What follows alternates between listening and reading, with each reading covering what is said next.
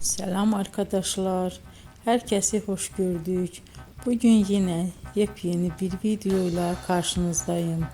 Hayranlıkla izlediğimiz Can Yaman ve Demet Özdemir çiftinden çok güzel fotolar hazırladım. Onlar Erkenci Kuş dizisinde Can ve Sənem karakterlerine hayat vermiştiler ve herkesin beğenisini kazanmıştılar. Biz de sizler için onların özel fotolarını hazırladık. Bu muhteşem videoların gelmesini istiyorsanız bol bol yorum yazın. Kanala abone olun. Sona kadar izleyin. İzleyen herkese teşekkür ederim.